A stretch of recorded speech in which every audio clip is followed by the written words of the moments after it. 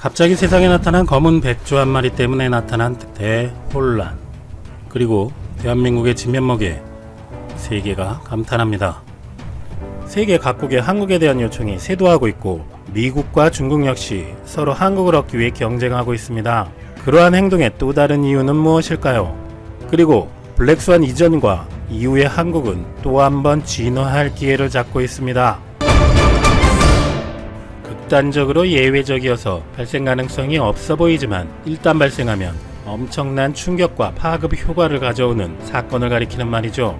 월가 투자 전문가인 나심 탈레브가 그에 져서 검은 백조를 통해 서브프라임 모기지 사태를 예언하면서 두루 쓰이게 된 용어입니다. 갑자기 블랙스완이 나타났는데 한국은 오리에서 그야말로 백조가 되고 있습니다.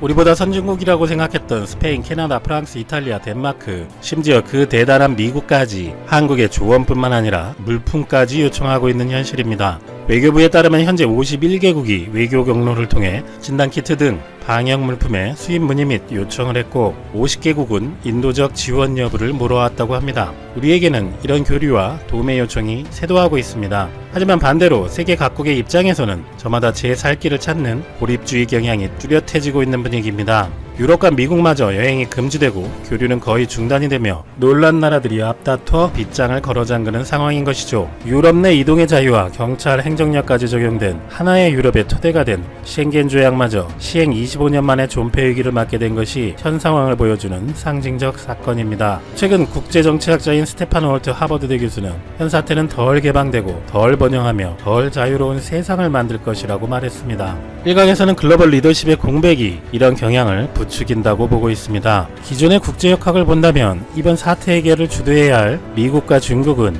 오히려 정치적 수단으로만 활용하고 있다는 시각도 많습니다. 트럼프는 그것은 중국에서 왔다라고 계속 해왔으며 중국은 근원이 미국일 수 있다라는 말을 흘리고 있습니다. 이 사태가 끝난 이후 국제 질서의 주도권을 가져가려면 그 책임에서 자유로워져야 하기 때문일 것입니다. 어떻게든 책임을 덜기 위해 중국 환구시보는 중국 이전에 이미 이탈리아에서 발생했다는 의외의 주장까지 하기도 합니다. 그리고 현재 이 사태가 언제 끝날지는 모릅니다. 연말까지 영향을 미칠 수도 있겠지요. 때문에 우리는 계속해서 선진적인 대처를 해나가야 하고 국내 경제에도 신경 써야 하겠지만 이후에 벌어질 미중 갈등이 우리에게 미칠 영향을 생각해봐야 합니다. 미중의 힘이 직접 부딪히는 곳인 우리나라는 사실 이제까지 그 사이에서 항상 힘든 선택을 강요받는 상황에 몰린 적이 많습니다. 사드 배치에 따른 한한령이 아직도 경제에 영향을 끼치고 있고 트럼프 이후 주한미군의 철수 문제까지 언급되는가 하면 말도 안 되는 방위비 인상을 요구받는 것이 대표적 사례입니다. 한국이 중국, 미국 모두에게 중요한 존재인 것은 확실하니 한국의 몸값이 올라가야 하는데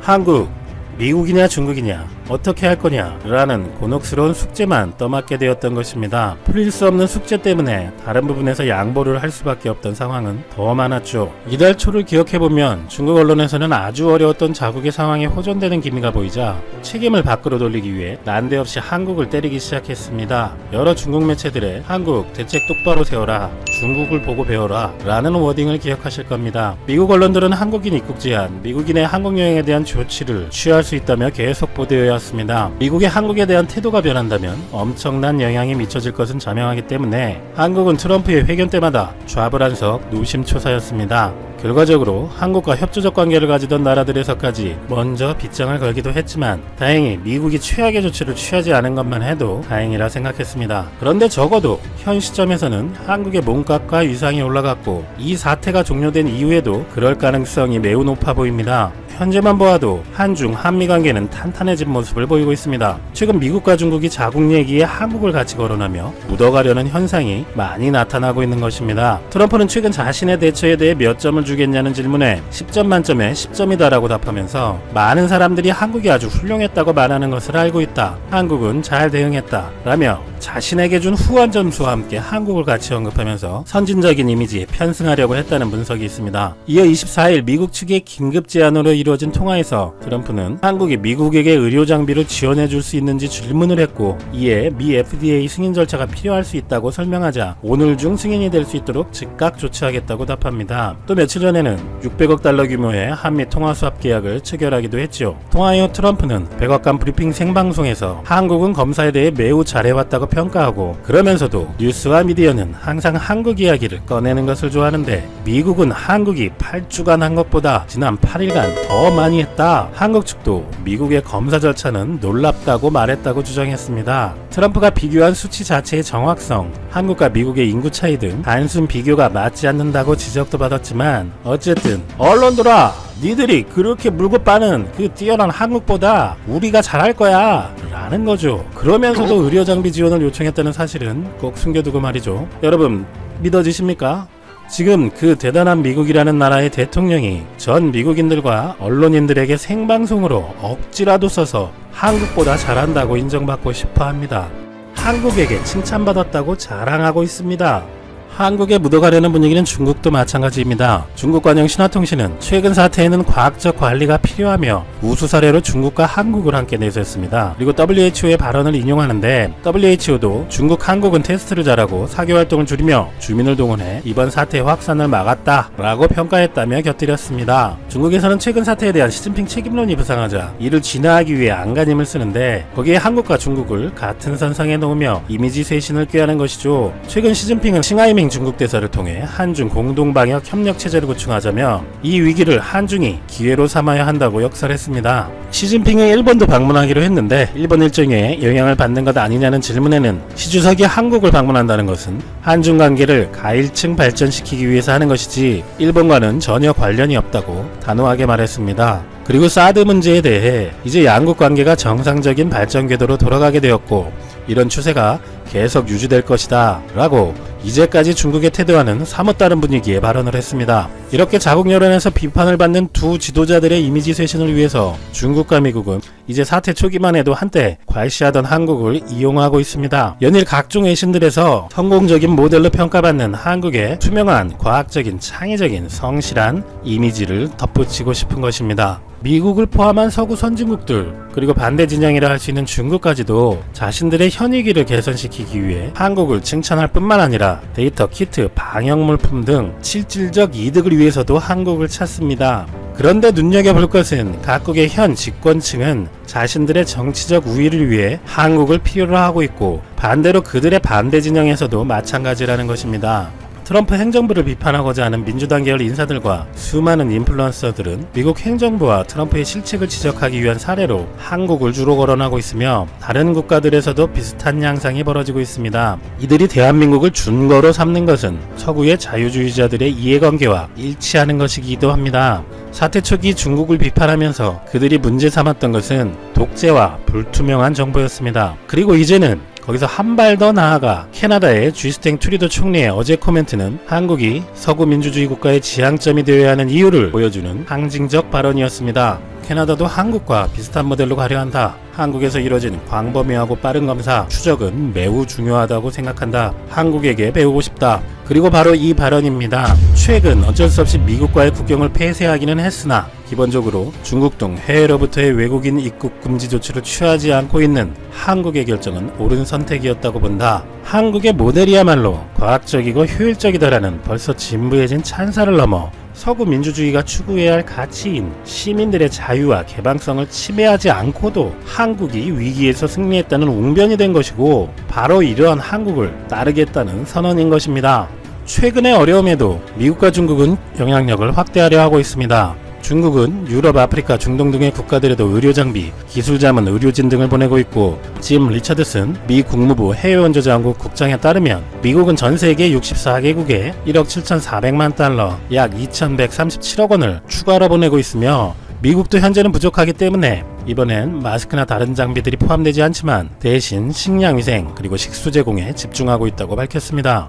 현재 사태 중에도 미국과 중국의 체제 경쟁은 지속되고, 종료된 이후에도 이를 두고 어디에서 왔느냐는 책임 공방은 물론 어느 체제가 더 효율적으로 사태를 극복했냐는 각자의 프로파간다를 내세울 것입니다. 종식 선언을 언제 할 것이냐를 얘기하던 중국은 오늘 외국인의 입국을 극도로 제한하는 조치를 잇따라 기습 발표했습니다. 그러면서 중국은 이미 관영 매체들이 중국의 권위주의적 통치 시스템이 민주주의 시스템보다 대처하는 데는 더욱 우수하다는 주장까지 선전하고 있습니다. 이에 미국을 포함한 서방사회도 자신들의 체제와 시스템이 우월하다고 증명할 수 있는 판례를 찾아야 하는데, 그들에게 가장 적합한 사례는 서로 중국이 아무리 잘한다고 해도 될 수가 없고 현재의 대한민국일 수밖에 없는 것입니다. 미국과 중국이 타국들의 물량 공세를 퍼부으며 이번 기회를 통한 자국의 영향력 확대를 위한 지원을 하지만, 가장 좋은 지향점은 뛰어난 기술, 시민의식, 헌신이라는 이미지로 이를 극복한 한국과 같은 이미지를 획득하는 것이 될 것입니다. 시사멘터리는 중국뿐만 아니라 유럽이나 미국의 매체와 정치인들이 한국 사례를 거론하는 데에는 이러한 이해관계도 있다고 생각합니다.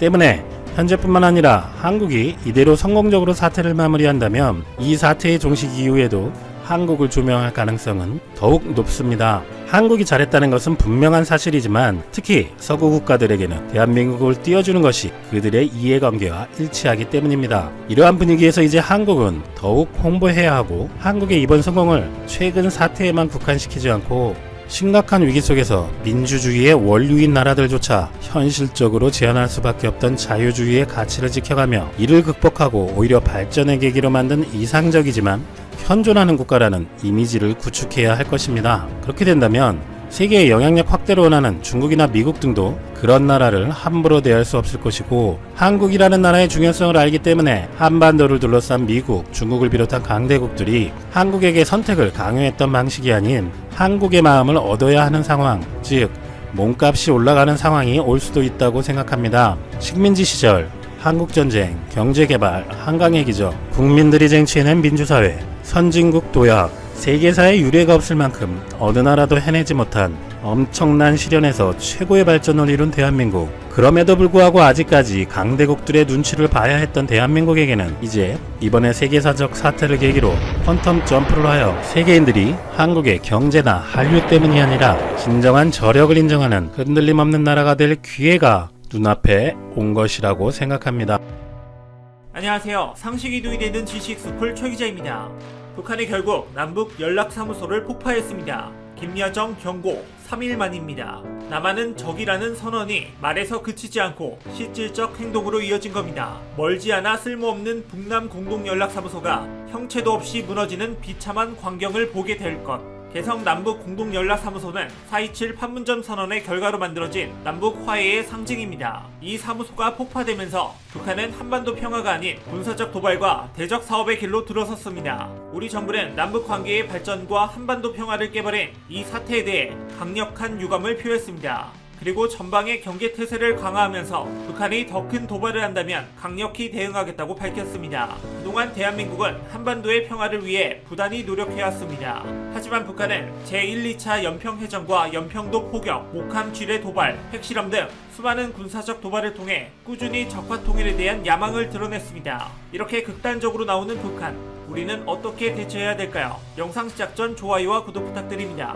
한국은 6.15 공동선언 20주년을 맞아 북한의 지속적인 도발에도 꾹 참고 남북 경협 메시지를 날렸습니다. 남북 관계가 어려워지고 상황이 엄중할수록 6.15 선언의 정신과 성과를 되새기며 평화를 바란 겁니다. 하지만 북한은 이제 군사행동까지 준비하고 있습니다. 문재인 정부를 적으로 규정하고 적에 맞선 대결 조치를 하겠다고 밝힌 겁니다. 북한이 이렇게 강하게 나오는 이유는 남북 정상회담 이후 별다른 후속 조치가 없는 것에 대한 불만과 실망 때문입니다. 또 2019년 북한과 미국의 하노이 회담이 결렬되면서 한국과의 관계가 서먹해진 것도 있죠. 이번 정권에서 남북한은 세 차례 정상회담을 가졌습니다. 하지만 북한 입장에선 어느 하나도 제대로 된 결과가 없습니다. 왜냐하면 북한 핵 문제에 진전이 전혀 없었기 때문입니다. 북한은 영변 핵시설 폐기를 내걸었지만 실상은 북한이 비핵화를 어떤 경로를 통해 마무리하겠다는 것인지에 대해 한 번도 제대로 밝히지 않은 채 노골적으로 비핵화 로드맵 논의조차 거부했습니다. 결론적으로 북한은 핵 보유국에 대한 의지를 드러냈고 국제사회의 대북 제재는 더욱 강경해질 수밖에 없었습니다. 이러한 이유로 북한은 본인들이 원하는 그 어떤 것도 얻지 못했지만 북한은 자신들의 잘못은 생각하지 않고 남한 탓만 하고 있는 겁니다. 결국 북한은 판문점 선언과 남북 군사합의 내용을 파기하고 원점으로 되돌리기 위해 통신 연락선을 차단하고 남북 연락사무소를 폭파했습니다. 북한이 이렇게 한바탕 난리를 피우는 건 국제사회의 이목을 집중시키려는 것과 미국을 자극하고 과시하려는 속내도 있는 걸로 보입니다. 어떻게 보면 이번 사건도 미국에게 화난 걸 우리에게 풀어낸 거라고도 볼 수 있을 겁니다. 북한은 이번 폭파뿐만 아니라 비무장지대에 군대를 진출해 전선을 요새화하겠다고 밝히며 9.19 남북 군사합의 파기, 금강산 관광시설과 개성공업지구 완전 철거 등을 예고했습니다. 그뿐 아니라 대남 전단도 뿌리겠다고 합니다. 대북 전단이 그렇게 불만이라던 북한 역시 이중적입니다. 북한은 그동안 제1차, 2차 연평해전과 연평도 포격, 목함 지뢰 도발, 핵실험 등 수많은 군사적 도발을 하면서 적화 통일의 야욕을 보였습니다. 최근에도 북한은 평화를 유지하는 척했지만 뒤에서는 핵 개발을 멈추지 않았습니다. 스웨덴의 스톡홀름 국제평화연구소에 따르면 올 1월 현재 북한이 보유한 핵탄두는 30개에서 40개 정도가 된다고 합니다. 평화를 위해 서로 대화하자고 해놓고 뒤에서는 핵무기를 준비했던 겁니다. 하지만 걱정할 건 없습니다. 한국은 북한이 군사적 도발을 하면 오히려 북한을 박살낼 수 있는 수준의 군사력을 갖고 있기 때문입니다. 한국은 세계 군사력 6위인 만큼 첨단 무기들을 많이 갖고 있습니다. 스텔스 전투기 F-35와 고고도 무인 정찰기 글로벌 호크, 지구 최강 전투헬기로 불리는 아파치 가디언 등 엄청난 무기들이 있고요. 동부가 최강의 기계화 군단인 7군단, 세계 탑5에 들어가는 해병대는 물론 세계적인 특수부대도 있습니다. 특히 특전사는 해외에서 특수전 교육까지 받을 정도로 우수합니다. 또 한국의 방위산업도 세계적인 수준입니다. 한국산 유도로켓 비공은 미국 국방성에도 인정받았습니다. 또 K9 자주포, 3.5세대 전차인 흑표 K2 전차, 레드백 장갑차 등 한국의 K-웨퍼는 노르웨이, 인도, 호주 등 많은 나라에 수출되고 있습니다. 그리고 북한에게 위협적인 현무사는 다른 한반도 주위의 국가들이 두려워할 만큼 전술핵급 무기입니다. 반면 북한의 군사력은 세계 6위의 군사력을 가진 우리와 비교되는 세계 25위입니다. 군사력이 재래식이기도 하고 전쟁 수행 능력이 한국에 비해 현저히 떨어지기 때문입니다. 게다가 요즘은 경제력이 곧 국방력이 되는 시대입니다. 북한은 절대로 한국의 국방비 규모를 따라올 수 없습니다. 북한이 한국을 섣불리 건드릴 수 없는 이유는 이뿐만이 아닙니다. 한국은 전 세계 최강인 미국과 동맹국이기 때문입니다. 세계 최강의 군사력을 가진 미국의 군사비는 2위인 중국부터 11위인 브라질까지 다 합쳐도 안 될 만큼 막강합니다. 북한이 한국을 건드린 순간 미국과도 전면전을 함께 생각해야 합니다. 한때 한국과 미국은 방위비 협상으로 갈등을 겪기도 했지만 이번 사건을 계기로 한미연합 태세는 더 굳건해지게 됐습니다.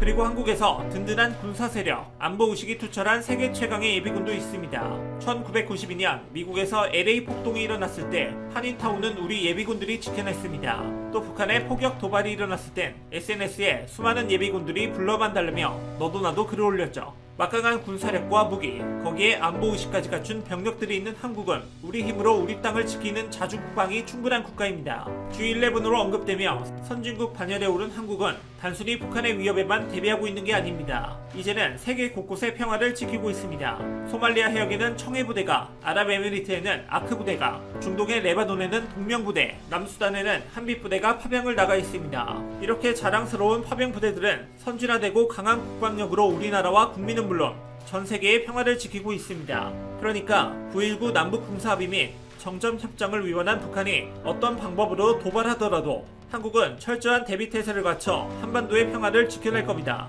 강력한 국방력과 튼튼한 안보가 있으니까요. 여러분은 북한의 도발 어떻게 생각하시나요? 이와 관련된 의견 댓글로 남겨주시면 감사하겠습니다. 혹시 주식하시나요? 방위산업 관련 급등 종목이 알고 싶으시다면 오른쪽 버튼을 클릭해주세요.